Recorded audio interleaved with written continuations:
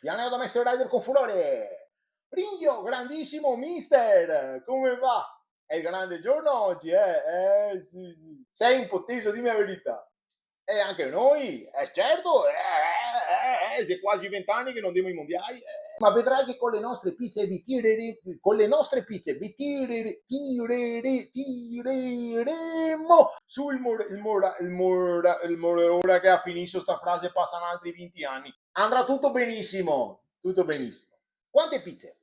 30 pizze, miste già tagliate, va benissimo. Ricordami, giocate a Bergamo stasera. Perfetto, perché ora riesco ad arrivare il tempo di cucinare 30 pizze, partire da Mestre, in scooter, hasta ora però tangenziali Mestre un po' ostica, 30-35 minuti so a Bergamo. Ringhio non sta a scaldarti, ma che volanca tempo per cucinare 30 pizze, faccio il possibile per arrivare un po' prima cioè, come dico sempre, non sai che fermo è a 3 stagioni e mezza, perché non c'è più la mezza stagione, c'è sempre una 4 stagioni. Bravo, bravo. Kevin butta su 30 pizze per la nazionale. Comunque secondo me la gente si è massa pessimista, guarda che secondo me siamo forti, anzi fortissimi, lo dicevo prima Kevin, gli altri in panchina che avevamo Buffon, Bonucci, Gattuso in panchina, se questa è la panchina figurati i titolari quanto forti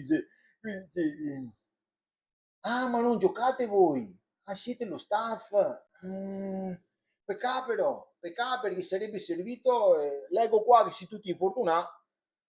Ascolta, fermo una pizza col Voltaren. Ascolta, Kevin butta un fiato di Voltaren nell'impasto e poi si è tutti rotti. Sì, comunque sono fiducioso, mister. Grande Ringhio. Anche io penso di essere bravo, bravo, vincerà la squadra con più forza, giusto? Vincerà la squadra con più energia, giustissimo, bravo. Vincerà la squadra con più resistenza, con più birra in corpo. No, aspetta, più birra in corpo contro l'Irlanda, più birra in corpo. E ora siamo già perso. Abbiamo perso, più birra in corpo contro l'Irlanda. Ah.